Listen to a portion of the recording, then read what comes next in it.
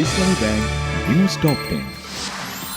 জুলাই আন্দোলনের সময় সশস্ত্র বাহিনীর ভূমিকার প্রশংসা প্রধানমন্ত্রী তারেক রহমানের। পিলখানা হত্যার ন্যায় বিচারের প্রতিশ্রুতি। পহেলা বৈশাখে প্রাক পাইলটিং পর্যায়ের কৃষক কার্ড বিতরণের উদ্বোধন করবেন প্রধানমন্ত্রী তারেক রহমান, জানিয়েছেন কৃষিমন্ত্রী মোহাম্মদ আমিনুর রশিদ। আন্দোলন সংগ্রামী ভূমিকা বিবেচনা করে সংরক্ষিত নারী আসনের প্রার্থী চূড়ান্ত করবে বিএনপি, জানিয়েছেন দলের সিনিয়র যুগ্ম মহাসচিব রুহুল কবির রিজভী।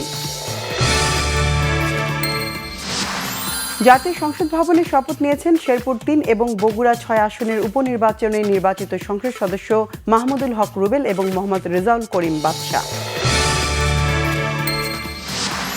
হাম মোকাবেলায় ঢাকাসহ দেশের ৪ সিটি কর্পোরেশনের টিকা কার্যক্রম শুরু। ময়মনসিংহ মেডিকেলে আরও 2 শিশুর মৃত্যু।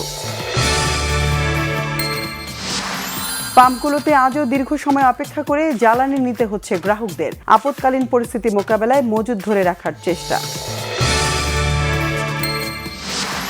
বৈশ্বিক পরিস্থিতিতে মারাত্মক ঝুঁকিতে বৈদেশিক মুদ্রা, জানিয়েছেন তথ্যমন্ত্রী জহিরুদ্দিন স্বপন। প্রবাসী দূতাবাসগুলোর কার্যক্রমে অসন্তুষ্ট প্রবাসী কল্যাণ প্রতিমন্ত্রী। ইসলামাবাদে 21 ঘন্টার বৈঠকেও হয়নি ওয়াশিংটন তেহরান সমঝোতা। পাকিস্তান ছাড়লেন জেডি ভ্যান্স।